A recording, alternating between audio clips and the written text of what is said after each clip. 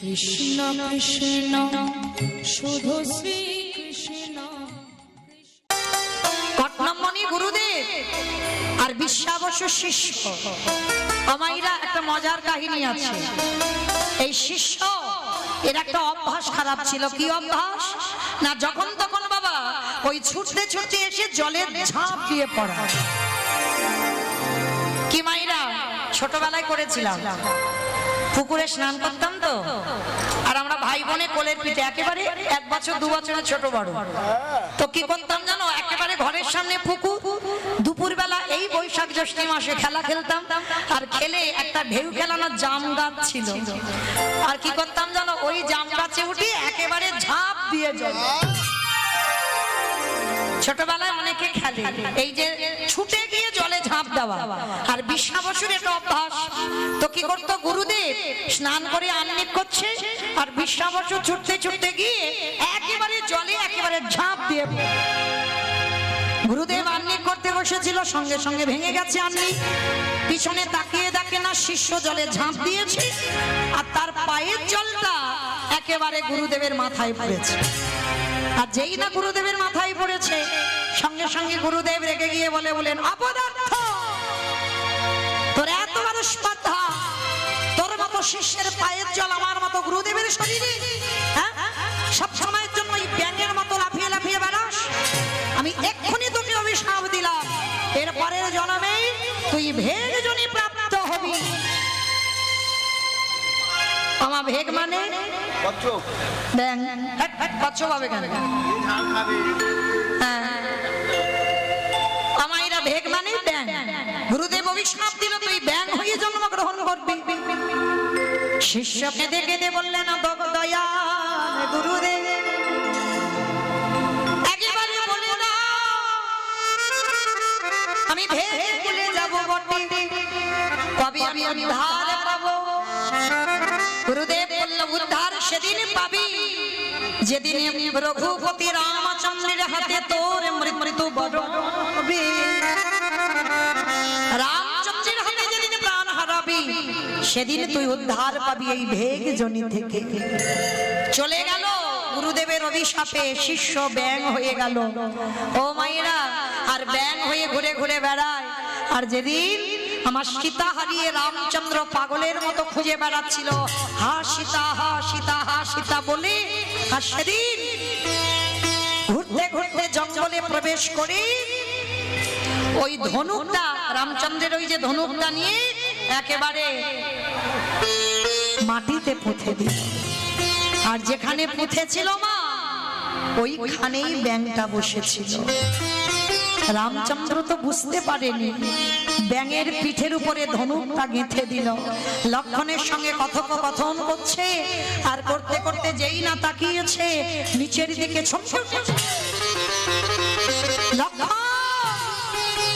লক্ষণ, সে দেখো আমি ধনুকটা পিঠে গেঁথে দিলাম এই ব্যাঙে, ব্যাঙ একবারও আওয়াজ করলো না। তাড়াতাড়ি করে রামচন্দ্র ব্যাঙটাকে তুলে নিয়ে পিঠে একবার হাত বুলিয়েছে। আমার দেখেছেন একটা ব্যাঙের পিঠে হাত বোলানোর চিহ্ন না? কোন ব্যাঙ গো? করকরে ব্যাঙ, সোনা ব্যাঙ। কে বলে করকরে ব্যাঙ? আমি জীবনে নাম শুনি। এটা কি নাম? আমার সোনা ব্যাঙ, তাই না? দেখতে কি সুন্দর, সবুজ মতো। দেখবেন ওর পিঠে একজনের হাতের চিহ্ন আছে, আর একজনের হাতের চিহ্ন আছে। বলো তোকে, কাঠবিড়ালি, কাঠবিড়ালির পিঠে চিহ্ন আছে। দেখবেন ওটাও কেন দিয়েছিল জানো?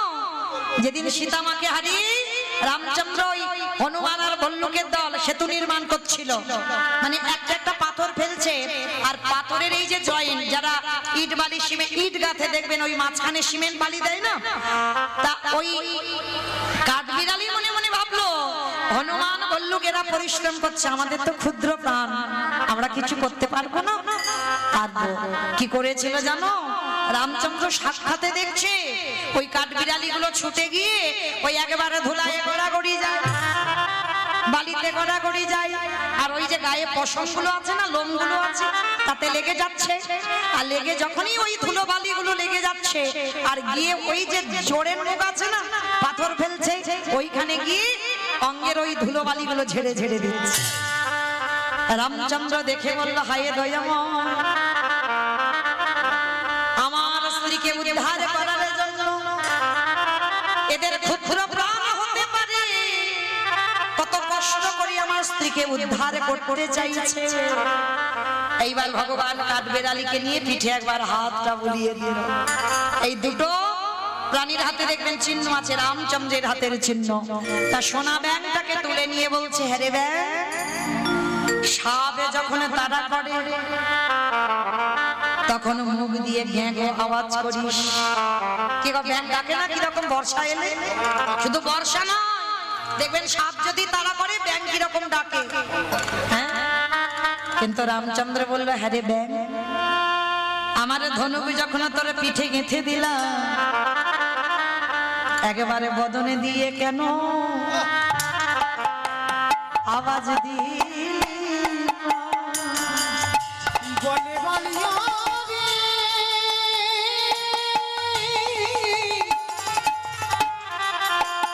একেবারে আমায় বলে রে, তখন কেন রে তুই আওয়াজ দিলি না? ব্যাঙে বললো, হে দয়াময়, আমাকে যখন কেউ মারবার জন্য তেড়ে আসে,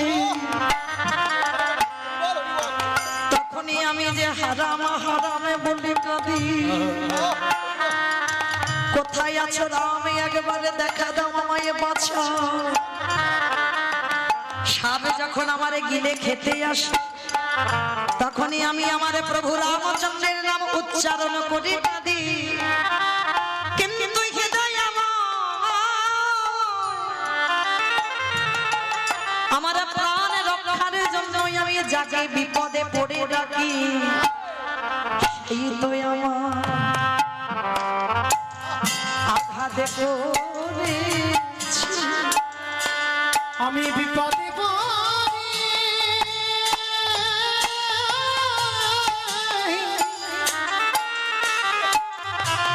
বিপদে পড়ে জানে না আমি স্মরণ করি, বলি সেই তুই আমার আজ আঘাত করেছে। বলো আমি কারে না করব, বলো বলো কারে না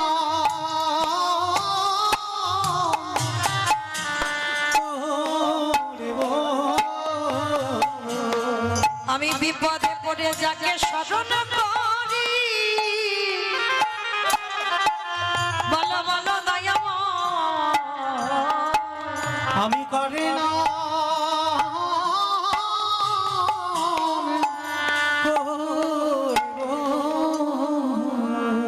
রামচন্দ্র ব্যাংটাকে তুলে নিয়ে কাঁদছে। ব্যাং রে, আজ আমার জন্য তোর এমন দশা হলো,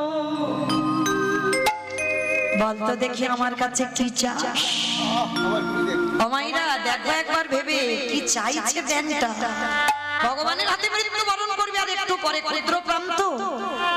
ব্যাংটা বলছে, দয়াময়, সাক্ষাতে যখন তোমায় দেখা পেলাম, যদি দিতে হয় তুমি একটা ধন আমায় দিয়ে দিও।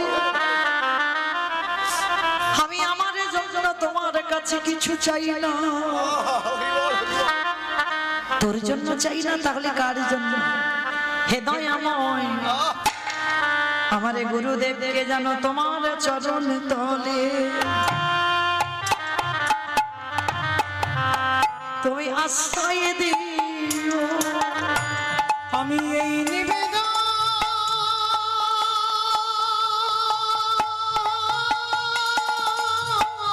তোর গুরুদেব তোকে ভেদ খুলে জন্ম দিল, আমি সেই এই গুরুদেব নিবেদন জানাই রাখে না গুরুদেবকে চরণে তলে তুমি আশ্রয় দিও। ভগবান বলছে যে গুরুদেব তোকে ব্যান করে দিল সেই গুরুদেবের জন্য চাইছি। হে দয়াময় গো, গুরুদেব যদি আমার ভেগে কুলে জনম না দিত, বলো বলো দয়াময়, এত তাড়াতাড়ি কি আমি তোমার চরণ সান্নিধ্যে আসতে পারতাম? গুরুদেব আমারে ভেগে কুলে জন্ম দিয়েছিল বটে, কিন্তু বলে দিয়েছিল রামচন্দ্রের হাতে যেদিন আমার মরণ হবে সেদিন আমি উদ্ধার পাবো। তাহলে আমার গুরুদেব অভিশাপ দিয়েছিল, তার প্রতিবিধান বলে দিয়েছিল, তাই আমার যদি কিছু প্রাপ্তি হয়ে থাকে আমার গুরুদেবের জন্য হয়েছে, তাই আমাকে কিছু দিতে হবে না, আমার গুরুদেবকে দেখা দাও। ভগবান ব্যাংটাকে নিয়ে আশ্রমে গেছে কটনম মুনির কাছে, আর কটনম মুনি দেখা মাত্র দণ্ডবত প্রণাম, প্রভু আজ আমার জীবন ধন্য, আমি এতদিন সাধ্য সাধনা করে আমি তোমার কৃপা পেয়েছি। রামচন্দ্র বলছে তুমি সাধ্য সাধনা করনি, এই ব্যাংটা সাধনার ফলে তুমি আমার দেখা পেয়েছো। প্রভু একটা ব্যাং, ভালো করে চেয়ে দেখো ব্যাং নয়। যেই না গুরুদেবে ধ্যানস্থ হলো, দেখে না ওই বিশ্বাবশ শিষ্য ব্যাংটাকে হাতে নিয়ে গুরুদেব বুকে নিয়ে কাঁদে আর বলে, শিষ্য রে আজ আমি যেতে গেলাম, আমার থেকে তুই ভজনে অনেকে উপরে উঠে গেছিস, তাই তোর মতো শিষ্যকে পেয়ে আমার গুরু জনম ধন্য, আমার থেকে তুই ভজনে উপরে উঠে গিয়ে আজ তোর মতো শিষ্যের জন্য সাক্ষাৎ আমি রামচন্দ্রকে দর্শন পেলাম, আমার আর কিছু চাওয়ার নেই। রামচন্দ্র বলছে চাওয়ার নেই বললে তো হবে না, তোমাকে কৃপা করতে বলেছে এই ব্যাং। গুরুদেব, ব্যাংটা বলছে গুরুদেব আর একটুখানি পরে আমার প্রাণ চলে যাবে, আমি যে চলে যাই আমার আপত্তি নেই, কিন্তু আমি প্রভুর কাছে চেয়েছি তোমাকে যেন চরণে আশ্রয় দেয়। এইভাবে গুরু ভক্তি, ভগবান শিষ্যের কাছে দুর্বল হয়ে পড়ল, বলল ওরে ব্যাং আজকের এইরকম গুরু ভক্তি আমি দেখি, আশীর্বাদ করলাম কোনদিন তোকে আমি গুরুদেবের থেকে দূরে করব না, সর্বদা তোদের গুরু শিষ্য দুজনকে এক জায়গায় রেখে দেব। তবে আজ নয়, এ যুগে নয়, এ দেহে নয়, যেদিন আমি যাব ব্রজেন্দ্র নন্দন কৃষ্ণচন্দ্র হয়ে, যেদিন বৃন্দাবনে ব্রজমানদের নিয়ে আমি লীলা বিলাসে করব, রাখালদের নিয়ে যেদিন লীলা বিলাসে করব, সেই দিনে তোরা গুরু শিষ্য দুইজনে আমার চরণের নূপুর হয়ে থাকবে। ডান চরণের নূপুর হবে গুরুদেব কটনম মুনি, বাম চরণের নূপুর হবে শিষ্য বিশ্বাবসু, তোরা দুজনই আমার চরণে দুজনে নূপুর হবি। শুধু নূপুর হবি না, আমার লীলার সাক্ষী থেকে ওই লীলাতে রনু ঝনু রবে, বেজে বেড়াবি তাই হরি।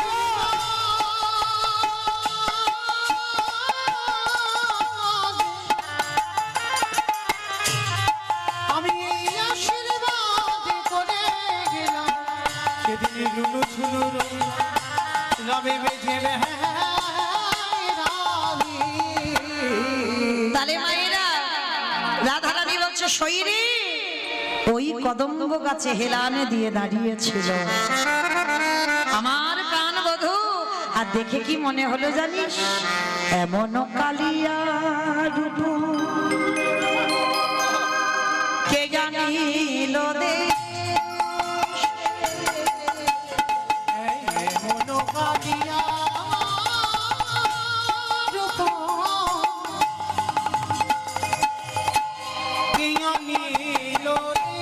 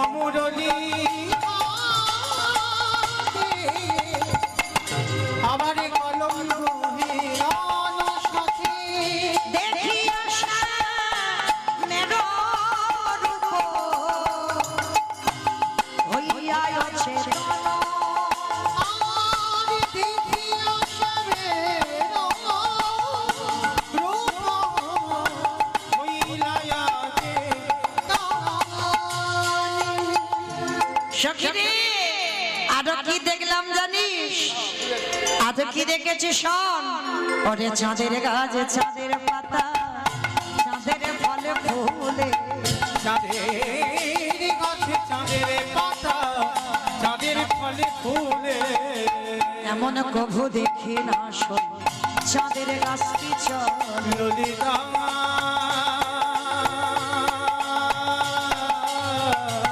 রে, সজনী রে, তাই গৌরব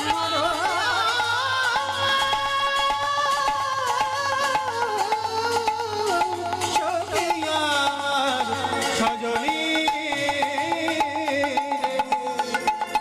এমন কভু দেখি নাই রে, চাঁদের গাছটি চলে, দশে চাঁদে নাচে গায় মরলির রন্ধে, দশে চাঁদে নাচে গায়ে রতনের রন্ধে, দশে চাঁদে নাচে গায়ে, দশে চাঁদে নাচে গায়ে রতনের গন্ধে, দশে চাঁদে নাচে গায় চরণার বৃন্দে। আরে দশে চাঁদে নাচে গায়ে চরণার বৃন্দে।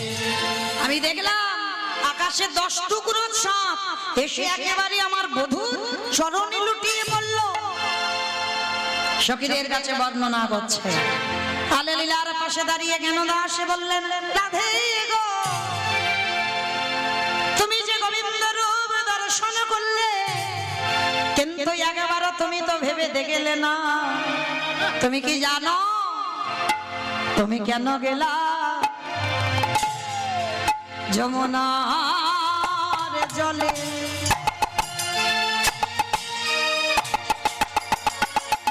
ভগনন্দের দুলা পাতিয়া রূপের ফাঁদে, আরে কেন গেলা যমুনার জলে,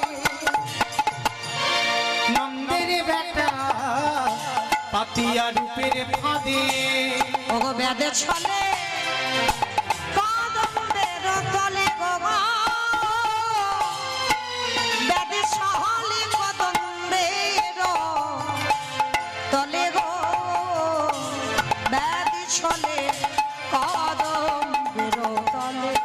ব্যাধি ছলে কদম্বের তলে গো,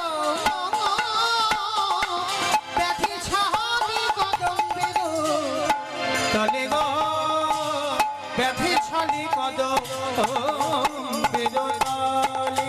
ওগো দিয়া হাস্য সুধা ওগো অম্ব ছিল আঠাতা,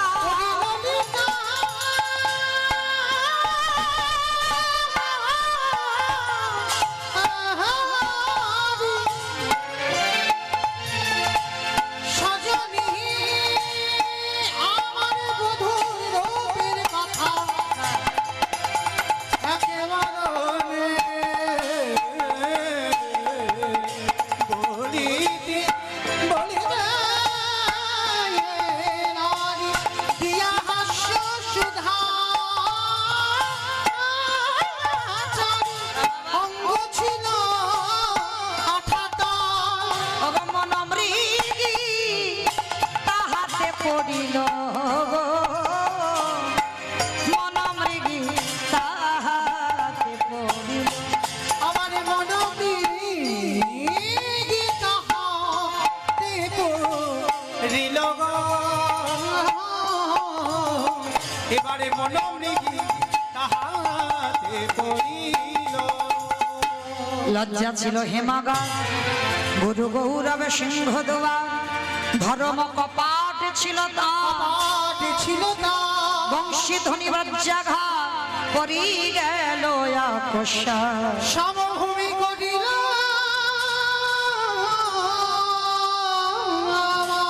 ওগো কালিয়া কুটিল বারে তুলসীল ধরে টানে, কাঠিয়া কুটিল বানে তুলসীল ধরি টানে, ওগো কালিয়া কুটিল বারে তুলসীল ধরে টানে, কাঠিয়া কুটিল বানে তুলসীল ধরি টানে, কাঠিয়া কুটিল বানে তুলসীল ধরি টানে, অথয়ে উঠিল ব্রজ মাথায় উঠিল ব্রজবাসে প্রাণ মাত্রই আছে বাকি তব সখী যাই বুঝি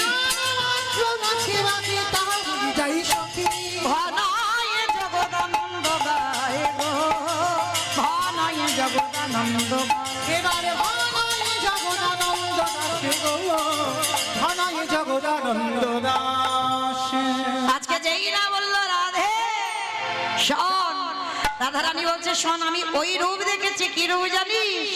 কানো সে বিনোদরা, কানো সে বিনোদরা, আমার কানুষি বিনোদ রায় আমার কানুষি বিনোদ রায় বিনোদ ছিপুরে বিনোদ ভরিহা, বিনোদ চিকুরে বিনোদ ভরিহা বিনোদ ছিপুরে বিনোদ ভরিহা, বিনোদ চিকুরে বিনোদ ভরিহা উড়িছে বিনোদ রায় গো। আজ উড়িছে বিনোদ রায় গো উড়িছে বিনোদ রায় বিনোদ ধরে বিনোদ মুরলী, বিনোদ বিনোদ বাজে, কিবা বিনোদ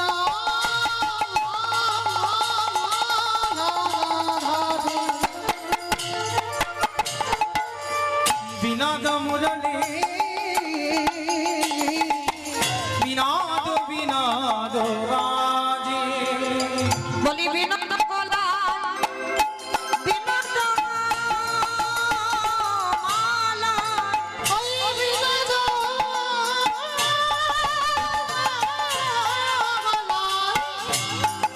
বিনোদ মালা অবা বিনোদ বিনোদ দোলে গো, বিনোদ বিনোদ দোলে, এবারে বিনোদ বিনোদ দোলে গো বিনোদ বিনোদ দোলে বিনোদ কোটিতে, বিনোদ ধটিতে, বিনোদ বিনোদ বাজে।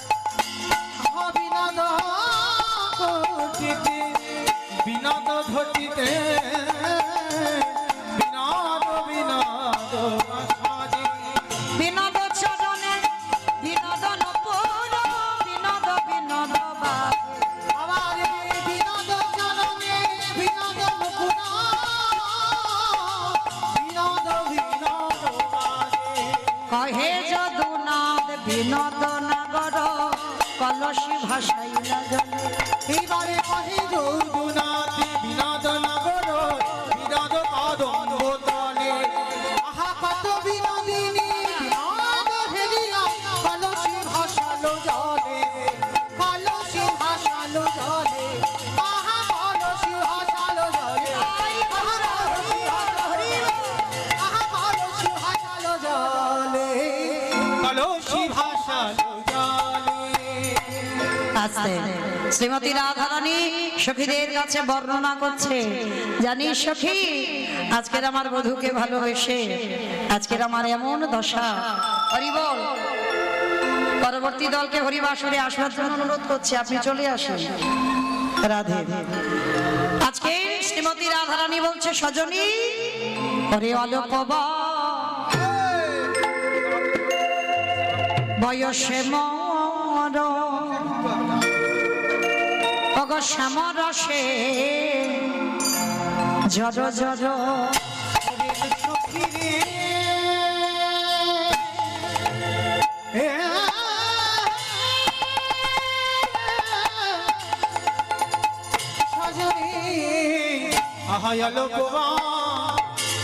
বয়সে মরণ শ্যামরাসে জড় জড় অগ না জানি কি হবে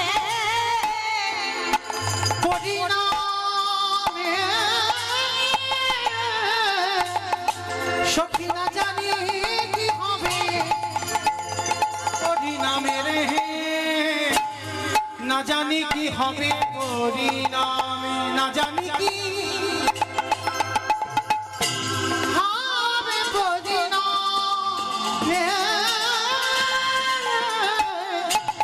ওরে না জানি কি হবে তোরি নামে না জানি কি হবে পরিণামে সখীরে যদি চলি যাই পথে সদাই মোর পাছে পাছে যদি চলি যাই পথে স্বামী যাই মোর পাছে পাছে যদি চলি যাই পথে সদাই মোর পাছে পাছে যদি চলি যাই পথে স্বামী যাই মোর পাছে পাছে চরণে চরণ ঠেকাই চরণে চরণ ঠেকাইয়া যাই গো চরণে চরণ ঠেকাইয়া চলাফেরা করলে দেখতে পাই, নয়ন মুদ্রিত করলে দেখতে পাই। শেষে আমি সিদ্ধান্ত নিলাম, ওরে যোগিনী হইয়া যাব। আমার ভক্তিমতী মায়েদের কাছে নিবেদন, আপনারা সবাই আসবেন না, জোরাজোরি করবেন না, বড় গরমের সময় তো বড় কষ্ট হয়। পরিবাসরে কেউ আসবেন না, যদি ভালোবেসে থাকেন এইটুকু আপনাদের কাছে অনুরোধ। সবাই যদি আসেন তাহলে একটা গন্ডগোল সৃষ্টি হবে, আর পারবো না এত ভক্তকে আটকাতে। তার জন্য আমি ক্ষমা চাইছি, কেউ এসে পায়ে হাত দেবেন না, জোরাজোরি করবেন না, কেমন? যোগিনী এই